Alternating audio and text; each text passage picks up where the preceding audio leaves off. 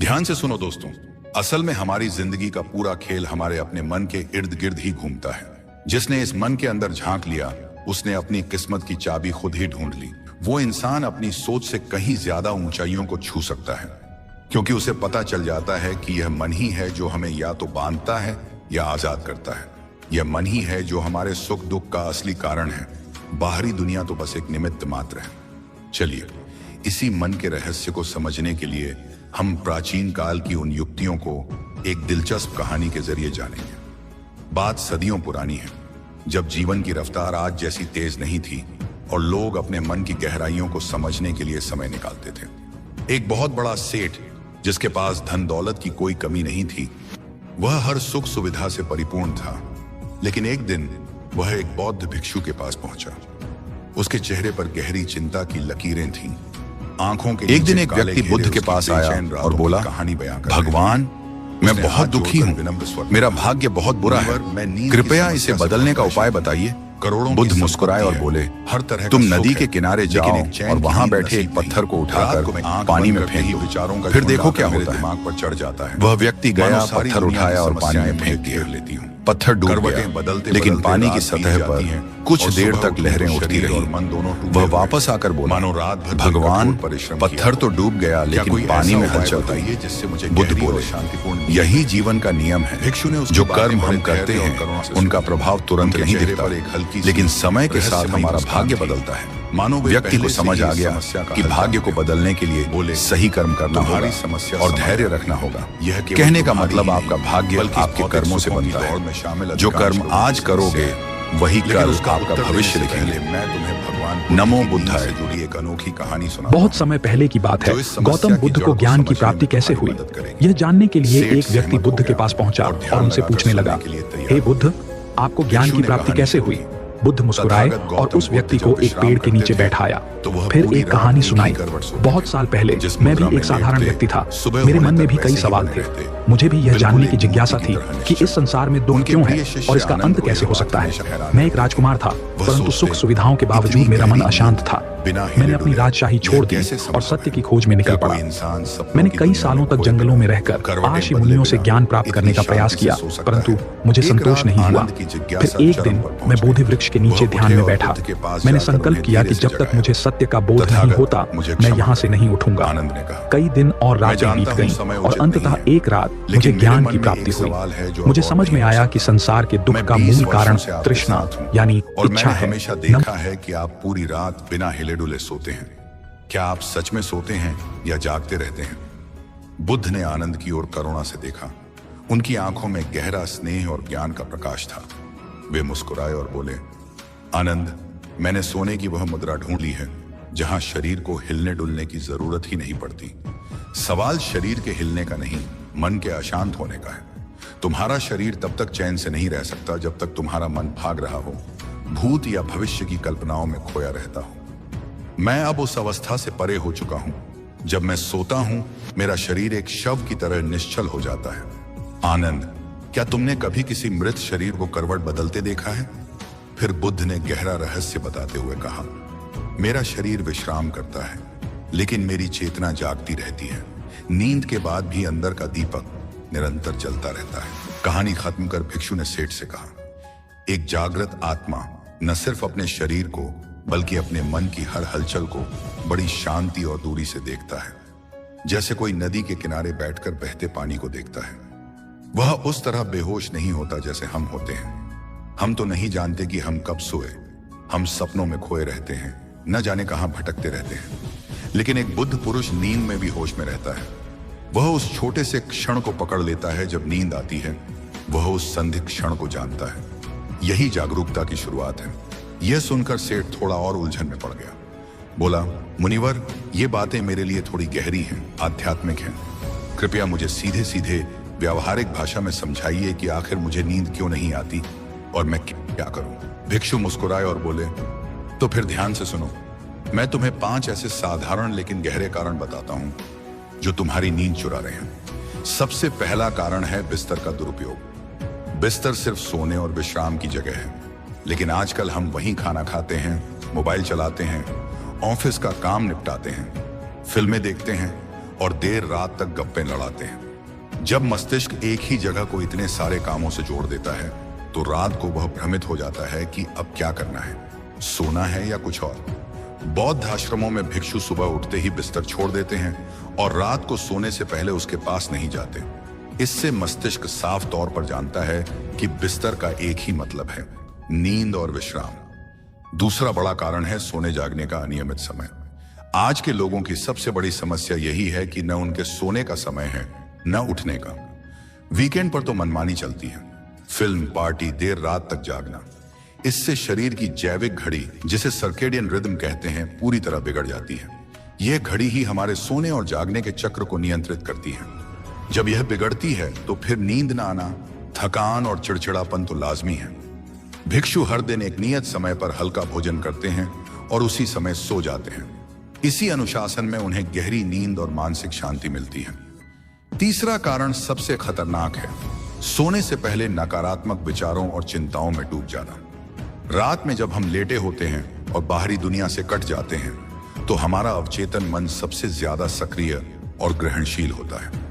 उस समय हम दिन भर की चिंताओं, गुस्से, असफलताओं और परेशानियों को जितना दोहराते हैं वह उतनी ही गहराई तक हमारे भीतर उतर जाती हैं, हमारे मानस पटल पर अंकित हो जाती हैं। सुबह उठते ही वही चीजें हमारे सामने खड़ी हो जाती हैं, हमारा दिन खराब हो जाता है।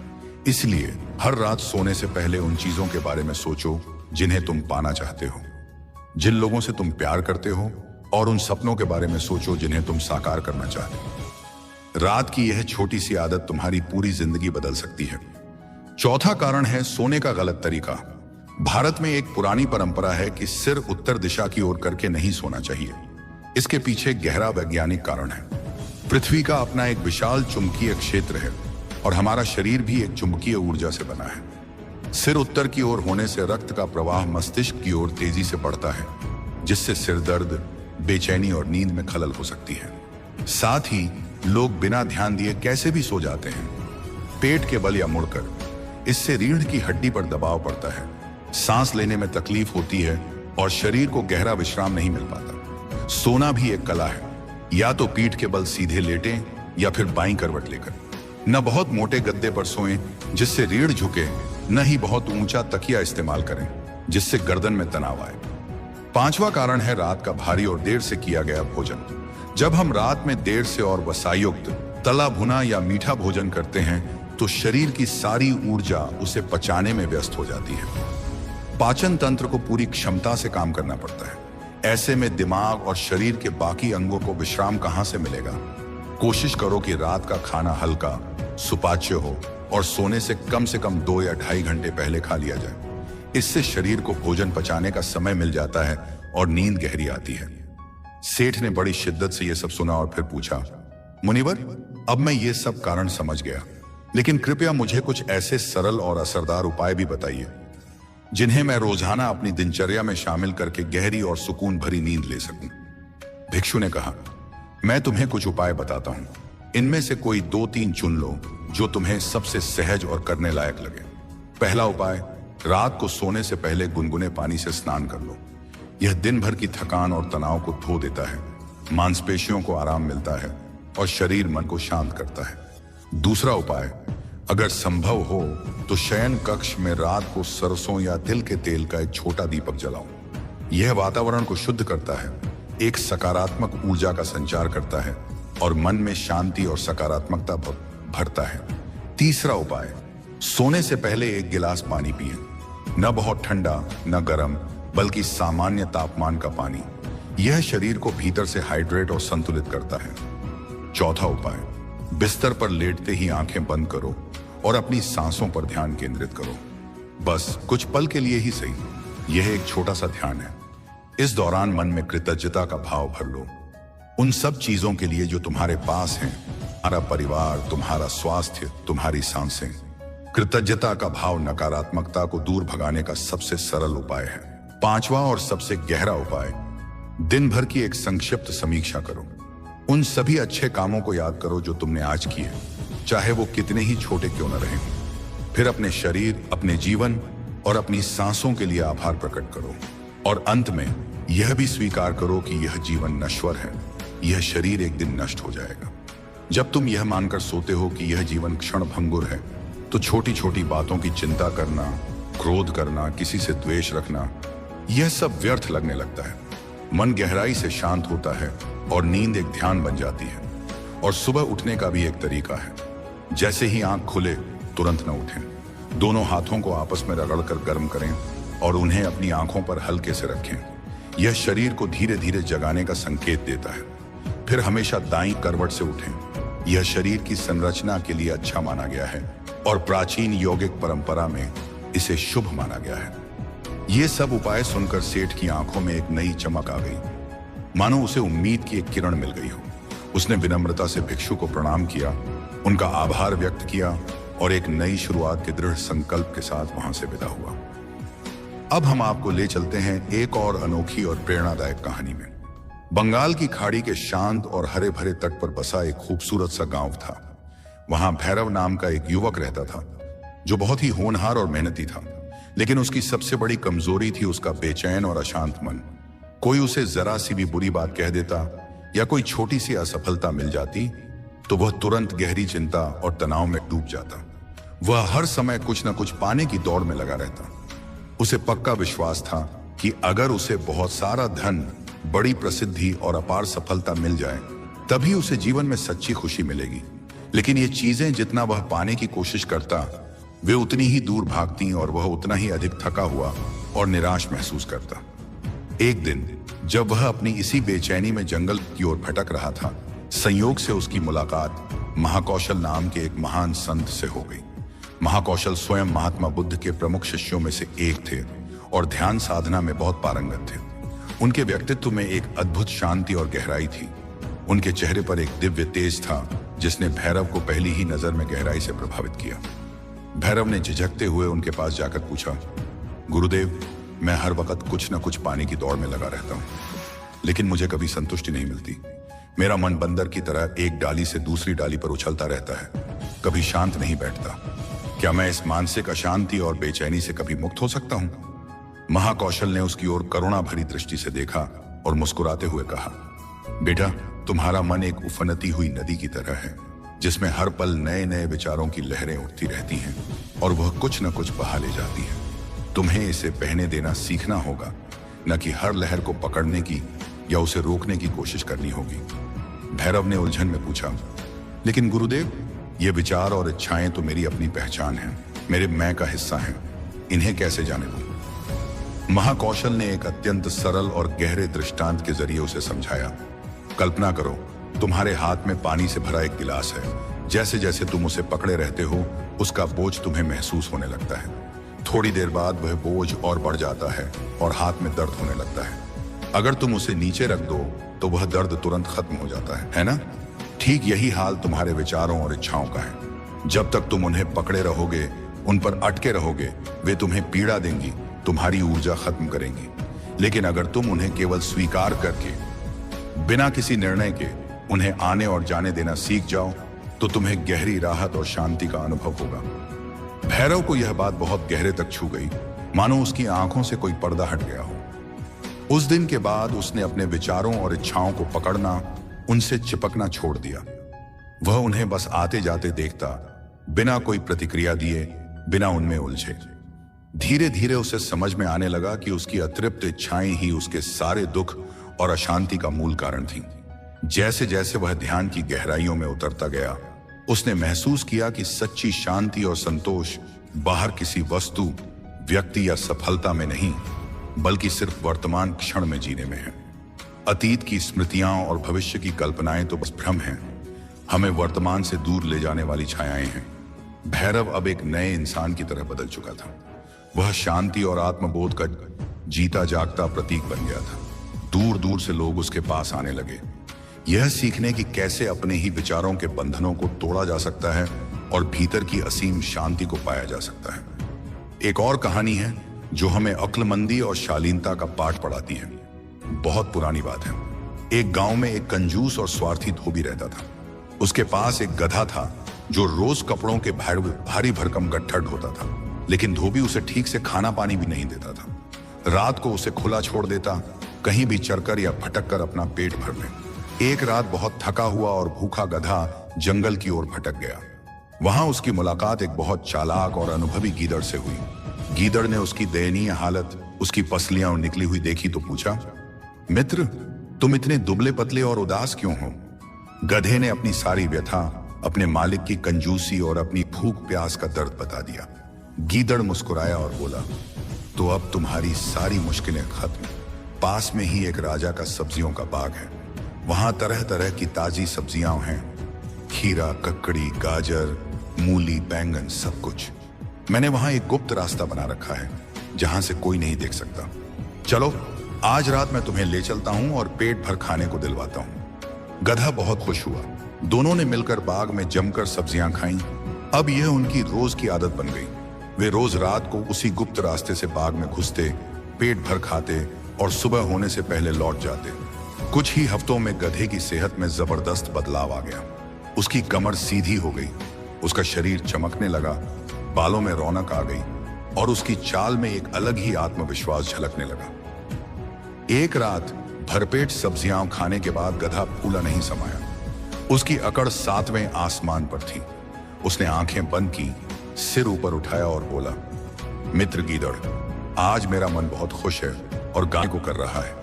सोच रहा हूं ढेंचू राग में एक मीठा गीत सुना दूं जिससे यह पूरा जंगल गूंज उठे। गीदड़ डर के मारे कांप उठा। उसने तुरंत उसे रोका। नहीं नहीं भाई, ये मत करो, भूलकर भी मत करो। हम चोरी छिपे यहां आ रहे हैं। अगर तुमने गाना शुरू किया तो बाग का माली जाग जाएगा और हम पकड़े जाएंगे, फिर हमारी तो खैर ही नहीं।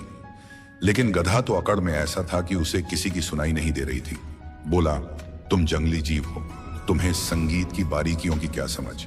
हमारा गायन तो बहुत शुद्ध, शास्त्रीय और गूढ़ होता है। तुम सुनोगे तो खुद दंग रह जाओगे और मेरी प्रशंसा करोगे। गीदड़ ने हाथ जोड़े, पैर पकड़े, बहुत समझाया, लेकिन गधा अपनी हट पर अड़ा रहा।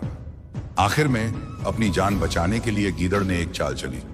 वह बोला, अच्छा भाई, मान लिया कि तुम सच में महान गायक हो और तुम्हारी आवाज में जादू है। मैं तो अभी तुम्हारे लिए फूलों की माला लेने जा रहा हूं जिससे तुम्हें सजा कर सुनाऊं। तुम ठीक 10 मिनट बाद जब मैं लौट आऊं तब गाना शुरू करना। इतना कहकर गीदड़ तुरंत वहां से सरक गया और दूर किसी सुरक्षित जगह जा छिपा। गधा बेवकूफ फूला न समाया कि उसके गायन की इतनी इज्जत है।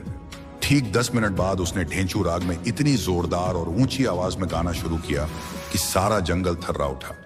उसकी कर्कश आवाज सुनकर बाग का माली और उसके साथी तुरंत जाग गए। वे लाठियां और डंडे लेकर उस दिशा में दौड़े। गधे को देखते ही उन्होंने उसे पकड़ लिया और जमकर उसकी पिटाई की। लाठियों की बौछार से बेचारा गधा वहीं अधमरा होकर गिर पड़ा। यह कहानी हमें यही सिखाती है कि थोड़ी सी समझदारी, विनम्रता और दूसरों की सलाह का सम्मान करना कितना जरूरी है। अपनी क्षमताओं पर इतराना और अक्लमंदी की बातों को अनसुना कर देना हमेशा भारी पड़ता है। एक और कहानी है जो हमें धैर्य, प्रेम और समर्पण की अद्भुत सीख देती है। एक बार हिमालय की गोद में एक शांत और रमणीय आश्रम में एक वृद्ध संत रहते थे। एक दिन एक युवा महिला फूट फूट कर रोती हुई, बिलखती हुई उनके पास पहुंची। उसने अपनी पीड़ा बयां करते हुए बताया कि उसका पति युद्ध से लौटा है तो बिल्कुल बदल गया है। वह उससे बात करता है, न उसकी ओर देखता है, न हंसता बोलता है। वह हर समय उदास और चिड़चिड़ा रहता है। महिला ने संत से एक जड़ी बूटी मांगी जिससे उसके पति के मन में फिर से प्यार और करुणा जाग जाए। संत ने गंभीर होकर कहा, बेटी, मैं तुम्हें वह जड़ी बूटी जरूर दूंगा, लेकिन उसे बनाने के लिए मुझे एक अत्यंत दुर्लभ वस्तु चाहिए, बाघ की मूंछ का एक बाल। महिला चौंक गई और उसके मन में डर समा गया, लेकिन अपने पति के प्रति उसके प्रेम ने उसे हिम्मत दी और उसने यह कार्य स्वीकार कर लिया। अगली सुबह से ही वह जंगल की ओर जाने लगी। कई दिनों की खोज के बाद उसे नदी किनारे एक विशाल और भयानक बाघ दिखाई दिया। जैसे ही बाघ ने उसे देखा, उसने जोर से दहाड़ लगाई। महिला डर के मारे कांप गई और वहां से भाग खड़ी हुई, लेकिन वह हार मानने वालों में से नहीं थी। वह रोज उसी स्थान पर जाती, कुछ दूरी पर बैठकर बाघ को देखती और फिर लौट आती। धीरे धीरे वह बाघ के थोड़ा और करीब बैठने लगी, उसके आसपास के घास पर बैठकर समय बिताने लगी। बाघ भी अब उसकी उपस्थिति का आदी हो गया और उस पर ध्यान देना बंद कर दिया। कई हफ्तों बाद महिला ने हिम्मत करके बाघ के लिए कुछ मांस ले जाना शुरू किया, जिसे वह दूर से फेंक देती और चुपचाप बैठी रहती। महीने बीतते गए। बाघ उसे पहचानने लगा, उसकी गंध से परिचित हो गया।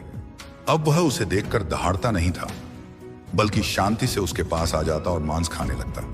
एक दिन जब बाघ सामने लेटा हुआ था, महिला ने धीरे से उसके पास जाकर उसका सिर सहलाया। बाघ ने कोई प्रतिरोध नहीं किया, बल्कि आंखें बंद करके उसका स्पर्श महसूस करने लगा। कई दिनों तक ऐसा करने के बाद एक दिन उसने बहुत ही सावधानी और धैर्य से बाघ की मूंछ का एक बाल तोड़ लिया। उसका चेहरा अविश्वसनीय खुशी और गर्व से चमक उठा। वह दौड़ती हुई संत के पास पहुंची और बोली, बाबा देखिए, मैं बाघ की मूंछ का बाल ले आई हूं। अब आप जल्दी से मेरे लिए वह जड़ी बूटी बना दीजिए।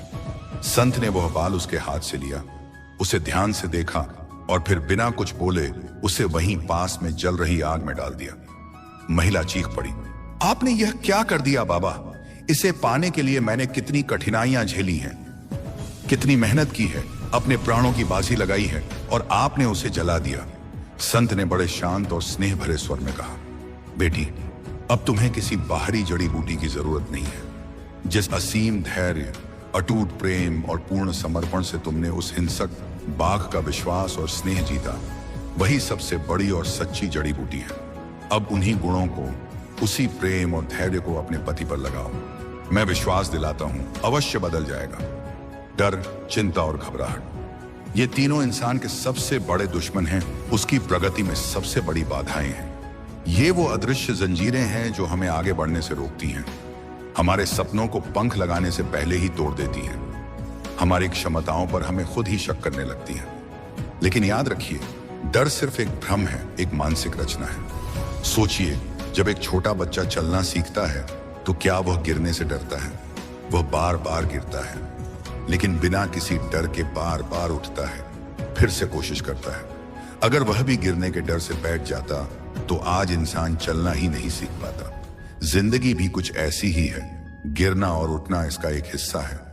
जो डर को हराकर हर बार उठ खड़ा होता है, वही असली विजेता बनता है। क्या आपने कभी गौर किया है कि जिन बातों को लेकर हम सबसे ज्यादा घबराते हैं, उनमें से 90% बातें तो कभी होती ही नहीं। हमारा अपना दिमाग ही छोटी छोटी बातों को बढ़ा चढ़ाकर भयानक रूप दिखाकर हमारे सामने पेश करता है। गौतम बुद्ध ने इसी सच्चाई को समझाते हुए कहा था, डर तुम्हारे अपने दिमाग का खेल है। जब तुम उसे पहचान लेते हो, उसके मूल को समझ लेते हो, तब वह तुम्हारा कुछ भी नहीं बिगाड़ सकता। तो डर को अपना दुश्मन मत बनाइए, बल्कि उसे अपनी ताकत में बदलिए। उसे एक चुनौती की तरह स्वीकार कीजिए और उस पर विजय पाने का संकल्प लीजिए। याद रखिए, आप एक योद्धा हैं, एक शक्तिशाली आत्मा है, जिसके अंदर अपार संभावनाएं छिपी हैं। जरूरत है तो बस उसे पहचानने, जगाने और उस पर विश्वास करने की। दोस्तों, क्या आप जानते हैं कि सोने से ठीक पहले का समय आपके अवचेतन मन को रीप्रोग्राम करने का सबसे शक्तिशाली और प्रभावी क्षण होता है। इस समय आपका चेतन मन, जो दिन भर जागता और सोचता है, धीरे धीरे शांत हो जाता है और अवचेतन मन पूरी तरह से खुला और ग्रहणशील होता है। अगर आप इस कीमती समय का सही उपयोग करें और अपने अवचेतन को सकारात्मक संदेश दें, तो आप अपनी पूरी जिंदगी बदल सकते हैं। लेकिन सावधान रहें, अगर आपने गलत शब्द या नकारात्मक भाव चुन लिए, तो यही शक्ति आपके खिलाफ भी काम कर सकती है और आपकी समस्याओं को और बढ़ा सकती है। यह कोई जादू या चमत्कार नहीं है, बल्कि पूरा एक वैज्ञानिक तथ्य है, जिसे मनोविज्ञान भी मान्यता देता है। आइए जानते हैं 5 ऐसे शक्तिशाली और चमत्कारी वाक्य, जिन्हें अगर आप हर रात पूरे विश्वास, गहरी भावना और एकाग्रता के साथ दोहराएं, तो आपका अवचेतन मन एक शक्तिशाली चुंबक की तरह काम करना शुरू कर देगा और आपके जीवन में सकारात्मक बदलाव आने लगेंगे। पहला वाक्य है, मैं हर गुजरते दिन के साथ अधिक खुशहाल, अधिक सफल और अधिक शक्तिशाली बन रहा हूं। यह सरल सा वाक्य आपके अवचेतन मन को सकारात्मक बदलाव और निरंतर विकास के लिए तैयार करता है। दूसरा वाक्य है, मेरे भीतर असीम ऊर्जा का अथाह भंडार है और मैं हर चुनौती, हर बाधा को बड़ी आसानी से पार कर सकता हूं। यह वाक्य आपके अंदर छिपे आत्मविश्वास और साहस को जगाता है, आपको अजेय बनाता है। तीसरा वाक्य है, अपार सफलता, प्रचुर समृद्धि और असीम खुशियां एक शक्तिशाली चुंबक की तरह मेरी ओर स्वयं खींची चली आ रही हैं। यह वाक्य आपके इर्द गिर्द एक सकारात्मक ऊर्जा क्षेत्र बनाता है, जो अवसरों और संसाधनों को आकर्षित करता है। चौथा वाक्य है, मेरा आत्मविश्वास लगातार बढ़ रहा है और लोग मेरे विचारों, मेरी बातों का स्वाभाविक रूप से सम्मान और सराहना करते हैं।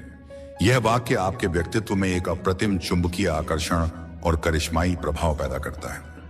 पांचवा और सबसे महत्वपूर्ण वाक्य है, मुझे इस विशाल ब्रह्मांड और उसकी अनंत शक्तियों पर पूरा अटूट भरोसा है और सब कुछ मेरे ही सर्वोत्तम हित में हो रहा है।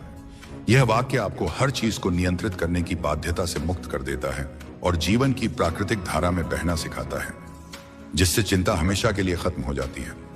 लेकिन ध्यान रखिए, सिर्फ इन वाक्यों को तोते की तरह रटने से कोई फायदा नहीं होगा। आपको इन वाक्यों को गहराई से महसूस करना होगा, उन्हें अपने हृदय के भीतर उतारना होगा। आंखें बंद करके जब आप यह वाक्य बोलें तो खुद को उस स्थिति में देखें जैसे आप वह सब पा चुके हैं जो आप चाहते हैं। यही विजुअलाइजेशन की शक्ति है। और दूसरी सबसे अहम चीज है भावना। जब आप यह वाक्य बोलें तो आपके अंदर वैसी ही खुशी, उत्साह और कृतज्ञता का भाव हो जैसे वह चीज आपको अभी अभी मिली हो। यह प्रक्रिया कम से कम लगातार 21 दिनों तक करनी होती है। मनोविज्ञान कहता है कि कोई भी नई आदत या विचार दिमाग में गहराई से बैठने के लिए 21 दिन का नियमित अभ्यास जरूरी है। 21 दिनों में यह सकारात्मक बातें आपके अवचेतन में गहरी जड़ें जमा लेती हैं और फिर यह आपकी आदत, आपका विश्वास और अंततः आपकी सच्चाई बन जाती है। अब हम आपको ले चलते हैं एक और गहरी और पवित्र कहानी में, जो राजकुमार सिद्धार्थ से भगवान बुद्ध बनने की अद्भुत और प्रेरणादायक यात्रा से जुड़ी है। एक शांत और चांदनी रात थी। राजकुमार सिद्धार्थ अपने महल की ऊंची छत पर टहल रहे थे। चारों ओर सन्नाटा था, लेकिन उनके मन में एक गहरा तूफान उठ रहा था। उन्होंने अपने गुरु से पूछा, गुरुदेव, क्या यह जीवन सिर्फ इन भोग विलासों, इन ऐश्वर्य और सुख सुविधाओं तक ही सीमित है, या इससे भी परे कोई ऐसी शाश्वत खुशी है जो कभी खत्म नहीं होती, जो जन्म मृत्यु के चक्र से परे है? इस सवाल ने उन्हें इतना गहरे तक झकझोर दिया कि उन्होंने महल के बाहर की दुनिया देखने का निश्चय किया। महल से बाहर निकलने पर उन्होंने पहली बार एक बूढ़े व्यक्ति को देखा जो लाठी के सहारे मुश्किल से चल पा रहा था। फिर उन्होंने एक गंभीर रोगी को देखा जो पीड़ा से कराह रहा था, और अंत में उन्होंने एक शव यात्रा देखी जहां लोग रो रहे थे और एक निर्जीव शरीर को ले जा रहे थे। यह देखकर उनके मन में एक गहरा प्रश्न उठा, क्या जीवन का अंत बस यही है, वृद्धावस्था, बीमारी और मृत्यु? तभी उन्होंने एक शांत और गंभीर भिक्षु को देखा जिसके चेहरे पर एक अलौकिक शांति और तेज था, मानो उसने इन सब दुखों से परे कुछ पा लिया हो। उस रात सिद्धार्थ ने एक बड़ा निर्णय लिया। वह अपनी पत्नी यशोधरा और नवजात पुत्र राहुल को अंतिम बार सोते हुए देखा। उनके प्रति अपने प्रेम और कर्तव्य के बीच संघर्ष किया, लेकिन सत्य की खोज की पुकार इतनी प्रबल थी कि उन्होंने महल और सब कुछ त्याग दिया। उन्होंने अपने राजसी वस्त्र और बहुमूल्य गहने उतारकर नदी में प्रवाहित कर दिए, अपने लंबे केश काट दिए और एक साधारण पीले वस्त्र धारण कर एक सन्यासी बन गए। उन्होंने कई प्रसिद्ध गुरुओं से शिक्षा ली, उच्च ध्यान की अवस्थाएं प्राप्त की, लेकिन उन्हें पूर्ण संतोष नहीं मिला। फिर उन्होंने कठोरतम तपस्या का मार्ग अपनाया, कई वर्षों तक लगभग बिना भोजन पानी के रहे, जिससे उनका शरीर कंकाल मात्र रह गया। लेकिन इससे भी उन्हें वह उत्तर नहीं मिला जिसकी उन्हें तलाश थी। एक दिन अत्यधिक दुर्बल अवस्था में उन्हें एक वीणा के तार की सीख मिली। यदि तार बहुत ढीला हो तो सही संगीत नहीं निकलता, और यदि बहुत कस दिया जाए तो वह टूट जाता है। इससे उन्हें समझ आया कि न तो अत्यधिक भोग और न ही अत्यधिक कठोर तप, बल्कि बीच का रास्ता, संतुलन का मार्ग ही सत्य की प्राप्ति का मार्ग है। उन्होंने कठोर तप त्याग दिया और एक गांव की युवती सुजाता से दिया गया खीर का भोग ग्रहण किया। फिर उन्होंने एक विशाल पीपल के वृक्ष के नीचे ध्यान लगाने का निश्चय किया, जिसे आज हम बोधि वृक्ष के नाम से जानते हैं। उन्होंने एक अटल प्रण लिया, आज इस आसन से मैं तब तक नहीं उठूंगा जब तक मुझे परम सत्य और ज्ञान की प्राप्ति नहीं हो जाती। उनके ध्यान भंग करने के लिए मार्ग, माया और अज्ञान का प्रतीक अपनी समस्त शक्तियों के साथ प्रकट हुआ। उसने सुंदर अप्सराएं भेजी, विकराल राक्षसों का भय दिखाया, तरह तरह के प्रलोभन और भय दिए, लेकिन सिद्धार्थ अपने ध्यान में अटल और अडिग रहे। अंत में मार के सभी प्रयास विफल हो गए और उनके भीतर से अज्ञान, मोह, वासना, क्रोध और अहंकार का अंतिम अंधकार सदा के लिए छंट गया। उस पावन ब्रह्म मुहूर्त में जब चारों ओर शांति छाई हुई थी, उन्हें ज्ञान की प्राप्ति हुई। वह सिद्धार्थ अब राजकुमार नहीं रहे, बल्कि वह बुद्ध बन गए, जो जाग गए, जिसे सब कुछ दिख गया। उन्होंने 4 आर्य सत्यों का बोध किया। दुख है, दुख का कारण है, दुख का निवारण संभव है और दुख निवारण का अष्टांगिक मार्ग है। उन्होंने अपना पहला उपदेश सारनाथ में अपने 5 पुराने साथियों को दिया, जिसे धर्मचक्र प्रवर्तन कहा जाता है। उन्होंने समझाया कि जन्म और मृत्यु के इस अनवरत चक्र से मुक्ति पाने का एकमात्र उपाय है अज्ञान, तृष्णा, इच्छा और मोह के आसक्ति का पूर्ण त्याग। एक और बहुत ही मार्मिक कहानी है जो हमें सच्चे त्याग के गहनतम अर्थ को समझाती है। मगध राज्य के एक समृद्ध नगर विहारापुर में वसुदेव नाम का एक बहुत बड़ा और धनी व्यापारी रहता था। वह न केवल धनवान था बल्कि अत्यंत दयालु, उदार और परोपकारी भी था। उसकी पत्नी सुमित्रा और पुत्र आदित्य भी उसी के समान सरल और धार्मिक प्रवृत्ति के थे। लेकिन इतना सब कुछ होते हुए भी वसुदेव के मन में एक गहरा सवाल हमेशा खटकता रहता था। क्या इस संसार में मोह ममता के इन बंधनों को सचमुच तोड़ा जा सकता है? क्या बिना किसी लगाव के सच्चे मन से त्याग करना संभव है? वह कई विद्वानों और साधु संतों से मिला, उनसे शास्त्रार्थ किए, लेकिन उसके मन को पूरी तसल्ली नहीं मिली। एक दिन उसके नगर में स्वयं महात्मा आनंद, जो भगवान बुद्ध के परम प्रिय शिष्य थे, पधारे। वसुदेव ने उन्हें बड़े सम्मान के साथ अपने घर आमंत्रित किया, सादा भोजन कराया और फिर अवसर पाकर अपना वही सवाल उनके सामने रख दिया। महात्मा आनंद उनके प्रश्न की गंभीरता को समझ गए। वे मुस्कुराए और बोले, वसुदेव, त्याग का अर्थ केवल अपनी संपत्ति, घर बार या वस्त्रों को छोड़ देना नहीं है। सच्चा और वास्तविक त्याग तो मन के स्तर पर होता है। जब तुम बिना किसी फल की इच्छा के, बिना किसी परिणाम की चिंता किए केवल कर्तव्य समझकर कर्म करते हो, जब तुम किसी भी वस्तु, व्यक्ति या विचार से चिपके नहीं रहते, तभी तुमने सच्चा त्याग किया है। उन्होंने एक रेगिस्तान के यात्री की कहानी सुनाई जो प्यास से बेहाल था, लेकिन सिक्कों से भरी अपनी थैली को इस डर से नहीं छोड़ पा रहा था कि कहीं कोई उसे उठा न ले, और अंततः प्यास से बेहोश हो गया। महात्मा आनंद ने समझाया, जरूरत के समय यह समझना कि क्या पकड़ना और क्या छोड़ना सही है, यही सबसे बड़ा त्याग है। वसुदेव ने यह बात मन में गहराई से उतार ली। उसने गृहस्थ त्याग करने और महात्मा आनंद के साथ विहार में रहने का निश्चय किया। विहार का जीवन बड़ा ही सादा, अनुशासित और मोह माया से दूर था। वसुदेव ने ध्यान और साधना शुरू की, लेकिन उसका मन बार बार विचलित होता। कभी उसे अपने पुत्र आदित्य की किलकारी याद आती, कभी पत्नी सुमित्रा की वह अंतिम झलक याद आती जब उसने घर छोड़ा था। महात्मा आनंद ने उसकी यह बेचैनी देखी और उसे एक विशेष ध्यान विधि सिखाई, जिसमें उसे केवल अपने विचारों और भावनाओं को बिना किसी निर्णय के आते जाते देखना था, जैसे कोई बादलों को आकाश में तैरते देखता है। धीरे धीरे वसुदेव इन यादों से चिपकना छोड़कर उन्हें केवल देखने लगा। कुछ समय बाद एक नया और बहुत ही विनम्र, बुद्धिमान युवक भिक्षु बनकर बिहार में आर में आया। महात्मा आनंद का ध्यान कुछ दिनों तक स्वाभाविक रूप से उस नए भिक्षु की ओर गया। यह देखकर वसुदेव के मन में एक अजीब सी ईर्ष्या और असुरक्षा की भावना जागी। कहीं गुरुदेव की कृपा से वंचित तो नहीं हो रहा। महात्मा आनंद ने वसुदेव का यह आंतरिक द्वंद्व भांप लिया। एक दिन उन्होंने वसुदेव से पूछा, वसुदेव, तुमने अपना घर द्वार, धन संपत्ति, परिवार, सब कुछ त्याग दिया। यह बहुत बड़ी बात है, लेकिन मैं पूछता हूं, क्या तुम अपना अहंकार भी त्याग सके? क्या तुम उस मैं और मेरा के भाव से मुक्त हो पाए जो तुम्हें यह सोचने पर मजबूर करता है कि तुम विशेष हो या तुम्हें विशेष स्थान मिलना चाहिए? इस एक प्रश्न ने वसुदेव की आंखें खोल दी। उसे एहसास हुआ कि त्याग की असली और सबसे कठिन यात्रा तो अभी शुरू ही हुई थी, अपने अहंकार को त्यागने की यात्रा। अगली सुबह वह सबसे पहले उस नए भिक्षु के पास गया और विनम्रता से बोला, भाई, मुझे तुमसे बहुत कुछ सीखने को मिल सकता है। वह दिन वसुदेव के जीवन का सबसे बड़ा मोड़ था। अब उसका मन करुणा और नम्रता से भर गया था।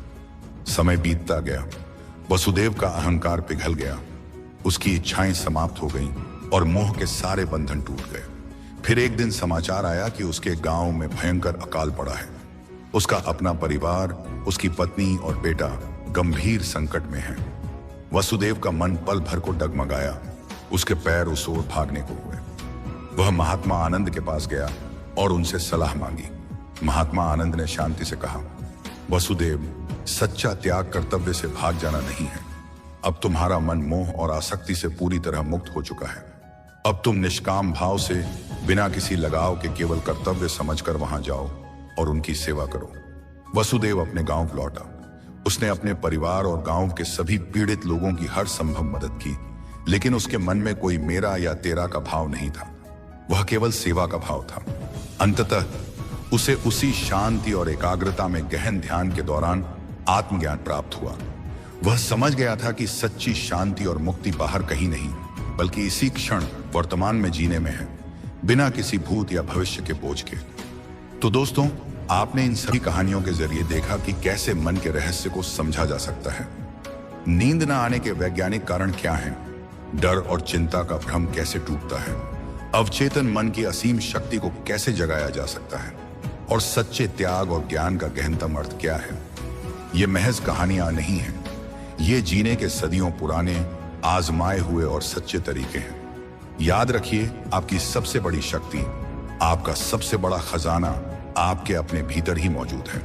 बस उसे पहचानने, उस पर विश्वास करने और उसे जगाने की जरूरत है।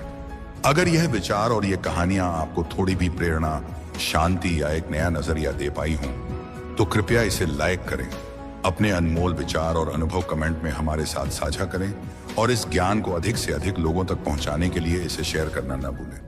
ऐसी ही और जीवन बदल देने वाली गहरी कहानियों और प्रेरक विचारों के लिए हमारे चैनल को अभी सब्सक्राइब करें और घंटी का निशान दबाएं, ताकि आप हर नई कहानी से सबसे पहले जुड़ सकें।